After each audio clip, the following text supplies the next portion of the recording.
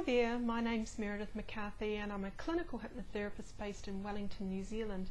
I thought I'd take this opportunity to talk about the concept of impermanence. Now, some of you out there may have thought about this concept a little bit, but I'd like to talk on it from a hypnotherapy point of view or a therapy point of view. Now, many people come to me and they're suffering from anxiety or depression or stress. Now, these states are impermanent. They're not something that that person is experiencing at the same level all the time.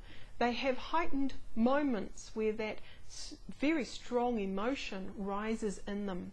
And I'd like to talk to you about the story that maybe some people buy into around anxiety or depression that kind of creates a feeling like they own it, like somehow it's their identity, like I am depressed, or that's the kind of person I am, or I am shy, or I am anxious, or I've got a social phobia.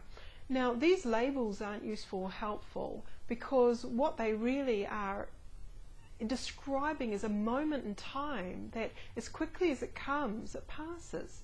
And so the impermanence of emotion is very important to remember when you want to overcome a fear, a phobia or depression or any other state of mind that you don't want to have or live on a daily basis. Now, I teach people about mindfulness and I teach meditation and I use hypnotherapy and NLP, neuro-linguistic programming, all as tools to help people to understand and observe that impermanence, that feeling of a thought rising and a thought changing and a new thought taking its place. Now, if you think of someone who's very successful in life, who perhaps is very, very confident at getting out there and achieving all the goals that they want, they have a very, very clear story about themselves. They say, I can do this, that and the other, and their story is very, very strong and helpful, and they continue buying into that same story. But of course, as they evolve, so too does the story.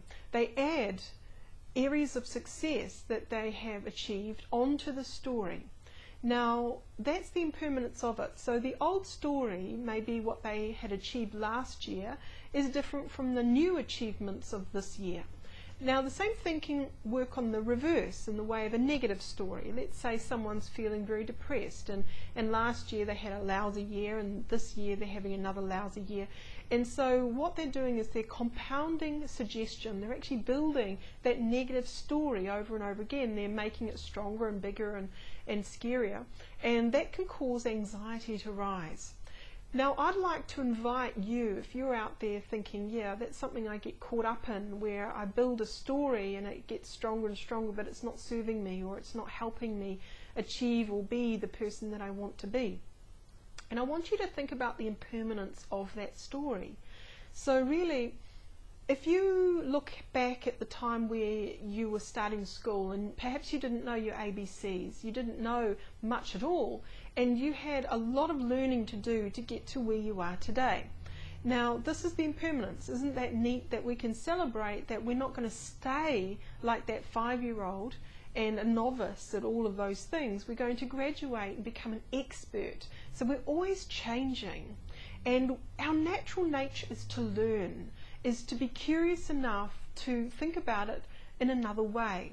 However, when we become blocked in our way of talking or our story that we tell ourselves and the world around us, and it becomes a fear that's compounded over and over again by examples of you not achieving that over and over again, then you begin to sort of absorb it as if it's your identity, like I am hopeless because, or I can't do this because, and you build this very, very strong story around that.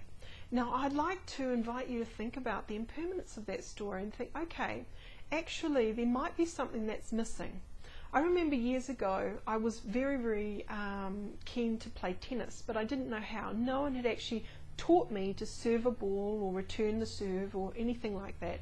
And I got up on the tennis courts thinking I could play, and I realized I couldn't even hit the ball.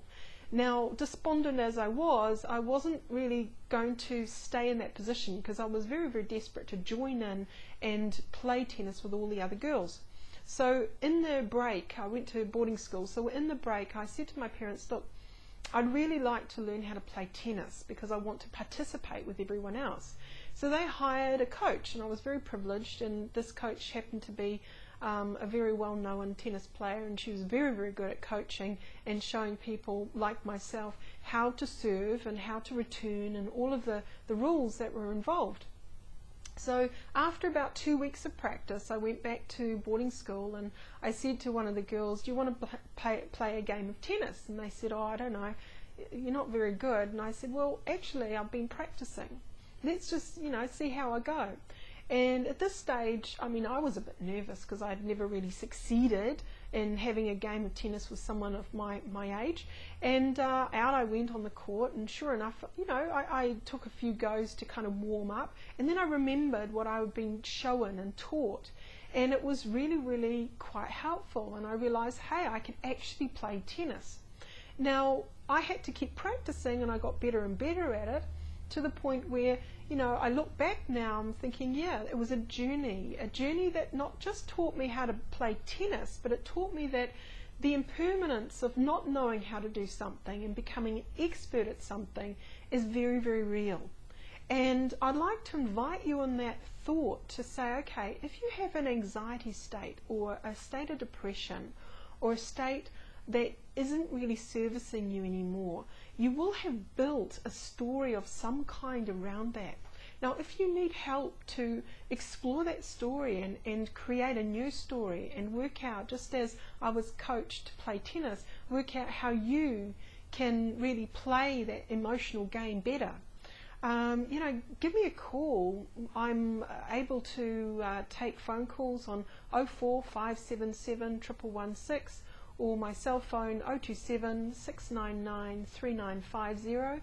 Obviously they're New Zealand numbers, but you can Skype me. I do Skype sessions, and I also have a website. You can check out more details on how I work with people, and my website is www.meredithmccarthy.com, and I also have the anxietyclinic.com in Wellington here as well. So look, have think about where you're at, and if you need some support and coaching through that, feel free to connect with me. I'm happy to answer any questions you might have about the impermanence of whatever it is that you're dealing with. So I hope that's kind of helped you to get some thoughts flowing, and I invite you to kind of just sit back and think, what are you wanting to do for the new year as we go into 2012?